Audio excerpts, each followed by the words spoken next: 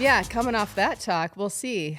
I just am not interested in anything to do with farming Well, that's at good. this point right now, unless there's a AI robot that can do the farm work and all the chores It's good. because I'm already doing it's just a It's a ton good of thing work. we were talking about farm work. It's a good thing we're not talking about what you would do with X amount of dollars to create a farm today, because this episode of the A/B test is going to get nitty and gritty, and we're going to talk about exactly what you'd do if you had $250,000 Yes.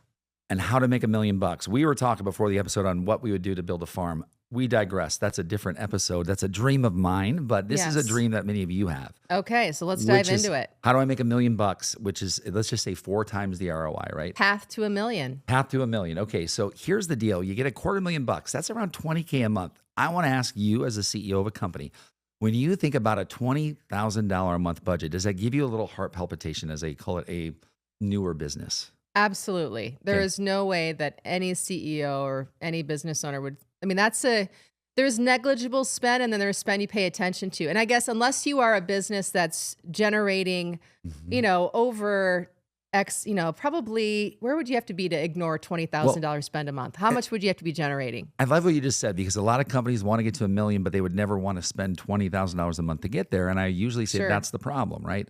Sure. Is because there's so much in that $20,000. And today we're going to unpack that, because you could spend it all on one person. Hmm.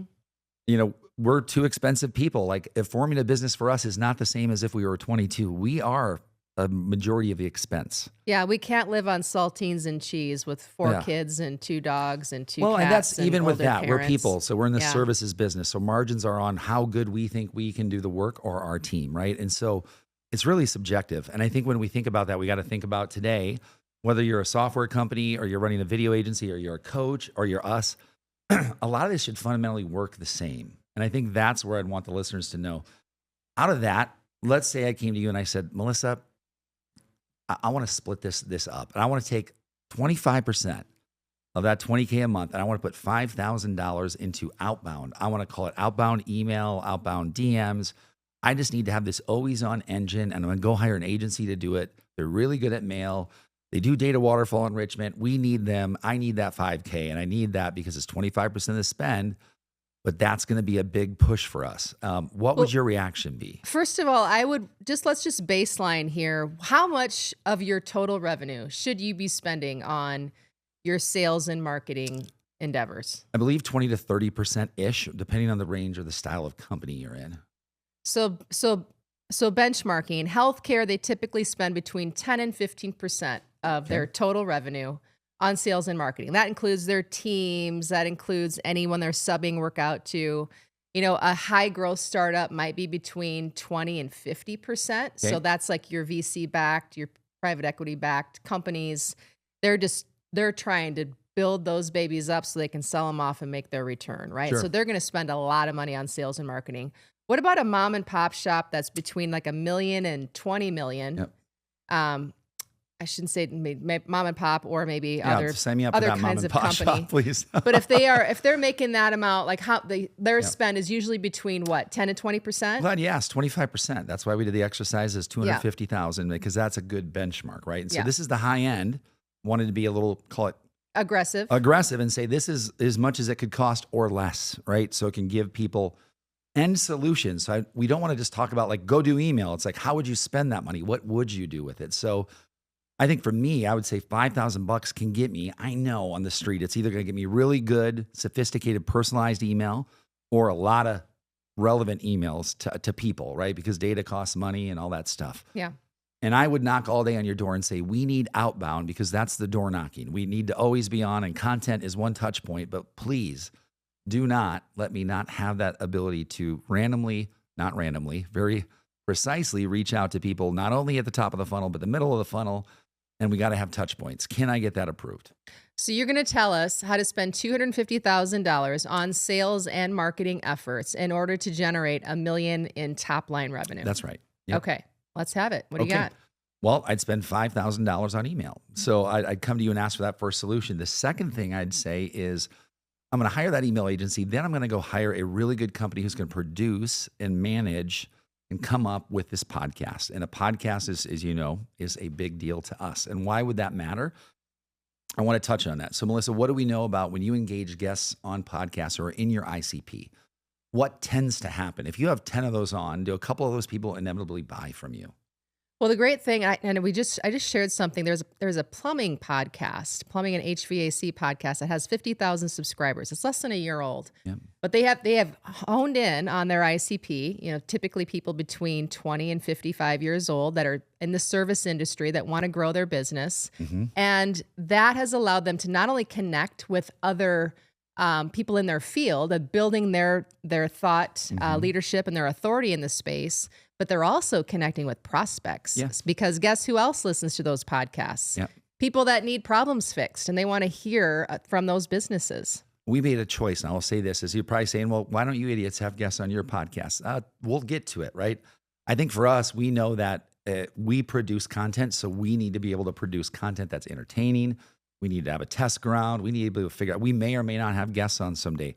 I do think if we did, that's when we could really say, okay, now we got to convert those people versus have the overall awareness and our, call it demand generation chunk sliced out by the podcast getting popular. Having other people to help carry the weight, I think, is significant. So $5,000 on mass email, and we'll Yep. talk specifically more probably how to make that work for you. $5,000 on a podcast because you're going to connect with other Yep. prospects in your space, other Yep. thought leaders, build your authority in the space, and connect with those who want to buy from you by building that podcast. And you're forming a waterfall, you're forming a content waterfall.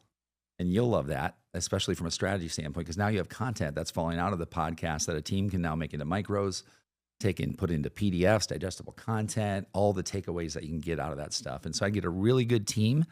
I have that same team that's going to help me on the agency side with email. If they could help me form those assets out of there, come up with blog posts out of the podcast, and really use that as, call it 50% of my content creation for post writing on LinkedIn, YouTube shorts to hook into YouTube, things like that. So I think that it gets you a really nice waterfall at a low cost, and I like that. Here's what I would present to you next. This is something we don't do today. I would ask though for $32.50. I'd ask for 40 grand a month for LinkedIn ads, 40 grand a year, pardon me, for LinkedIn ads. Tell me what I'm going to get for that. I don't know. I wish I knew. I know you're going to get leads, right? Because if LinkedIn ads, you'd want to do a lead form.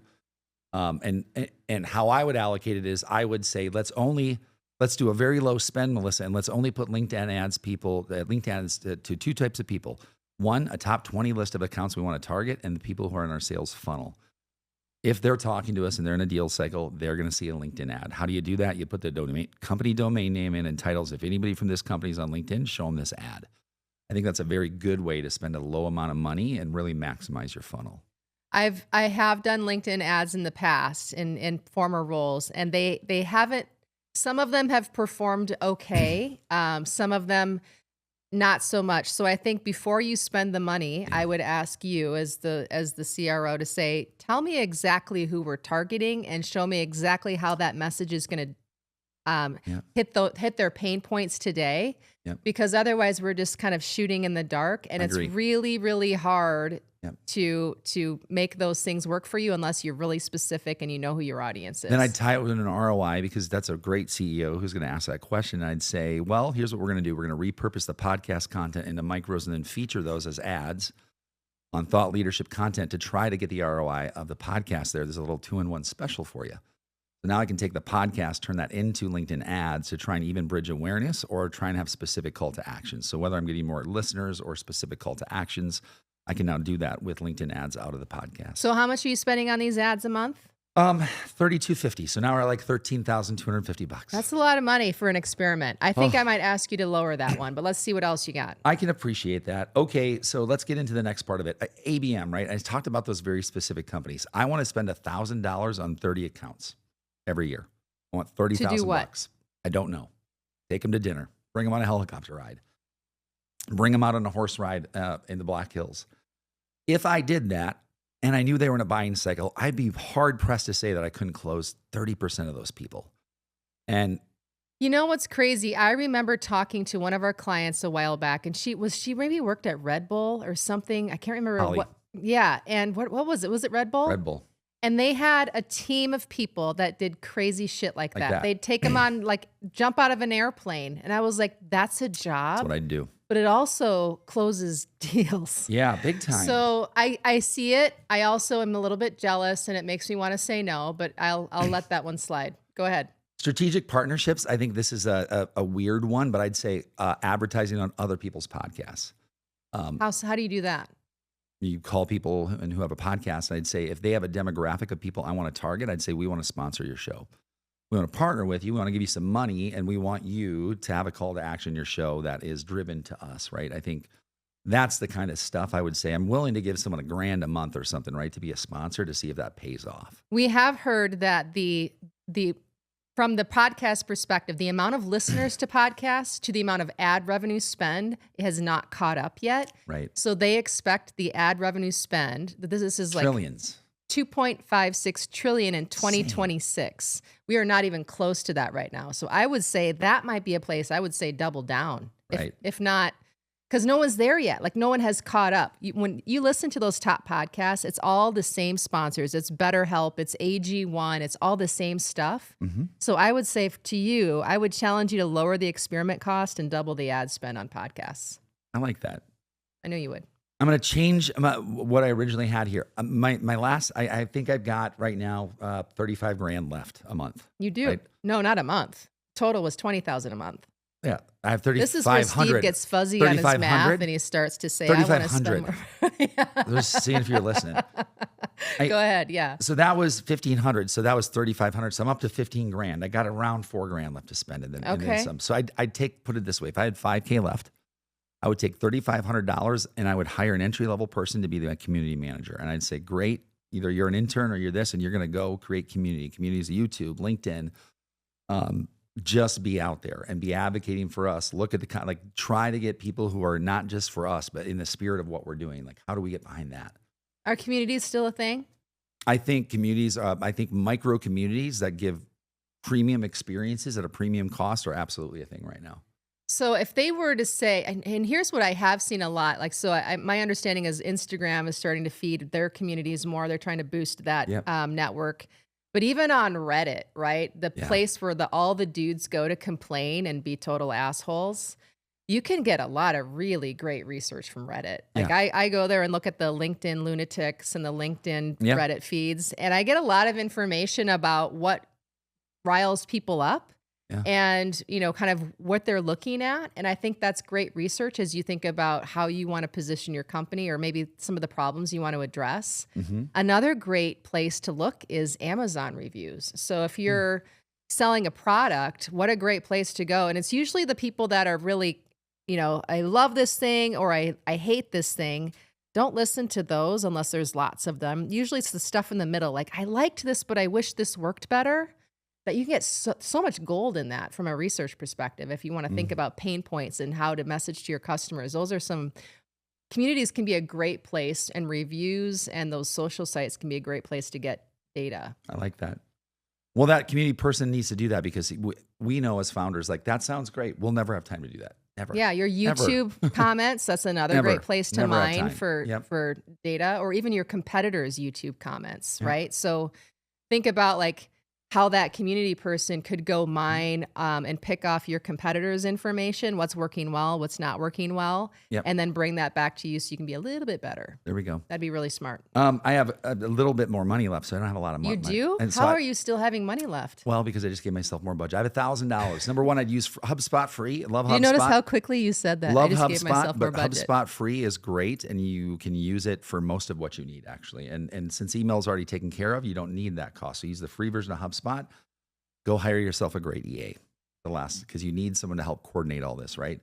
And so you get that EA and the touch point, get a CRM that can house all of this in one place, and take your last $100 that I just magically made up and spend it on LinkedIn Sales Navigator. Because if you are serious about sales and you don't have Sales Navigator, you're just not serious about sales. I am embarrassed to say it, but I'm going to say you did show me kind of a cheat code on Sales Navigator the other day, and I have not used it to the full extent that I could have been. I've been using it to make lead lists, which I think a lot of people do. That's where you go because it says lead list, right? Yeah.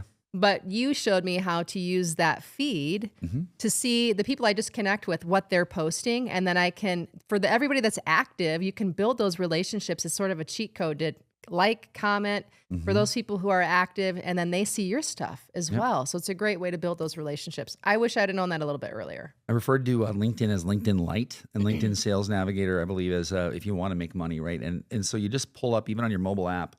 And a system that I showed Melissa is I just went back and I bookmarked each alert every morning. And then as I reviewed it and either took action or not, I unbookmarked it. So it was like the forcing mechanism. And there was no AI or software solution that could make that any faster. But what I told you, and I'll say this in closing, is I liked it because it made me sit down and look at my business and be like, are these the right targets? You know, Mhm. and if I'm engaging versus AI just posting a comment or whatever, like I'm learning, right? And so I think it's the 15 minutes of that meditative sort of intentional effort every morning that you're doing.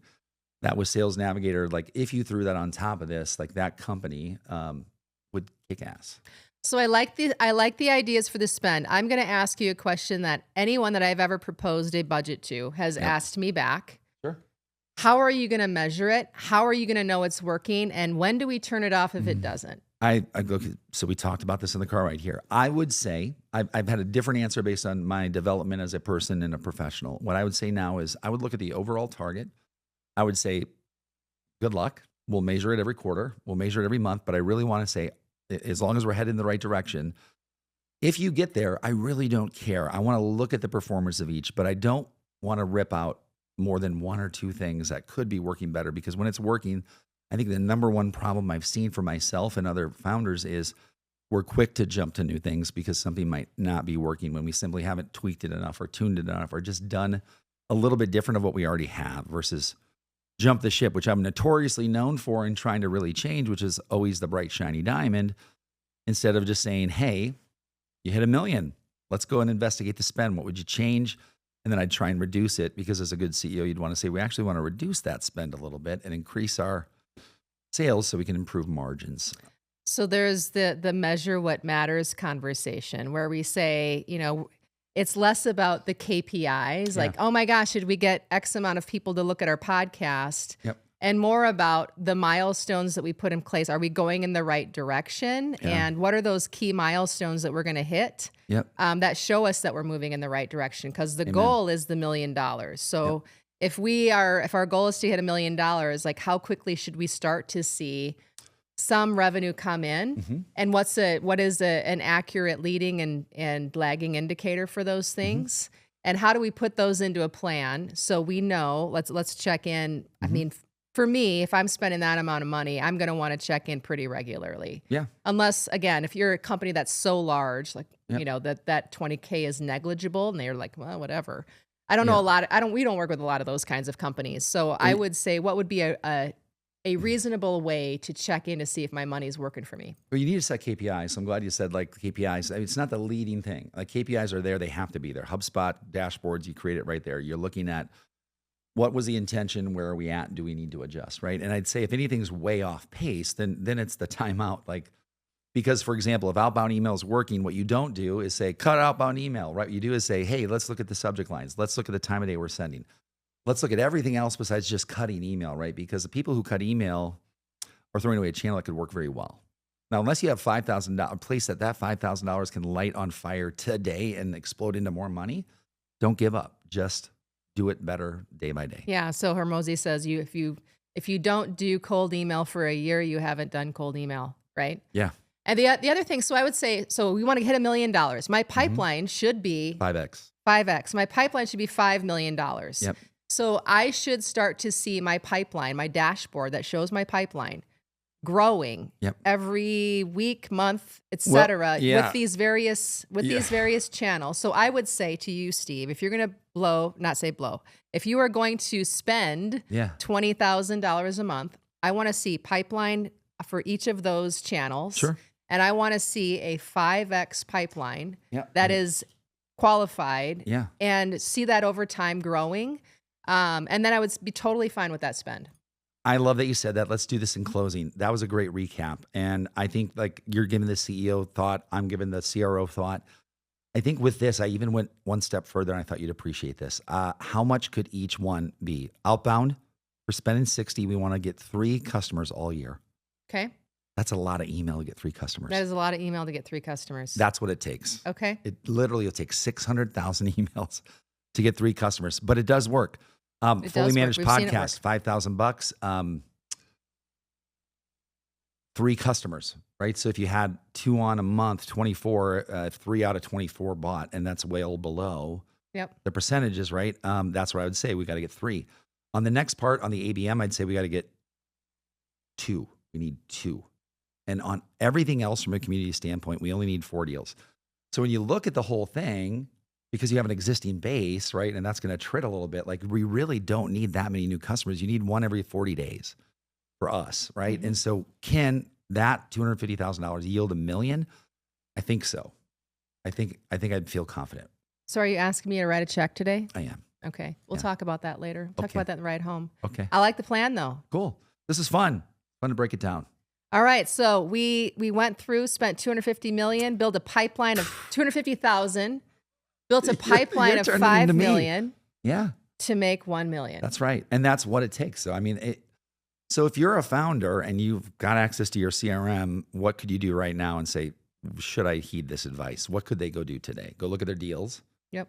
I sum them all up and say, what's my goal? Yep. Is that in a qualified stage, 5X, what my goal is? And if not, call us. We'll help you. Love it. All right. There we Peace. go. Keep it real. Keep it real.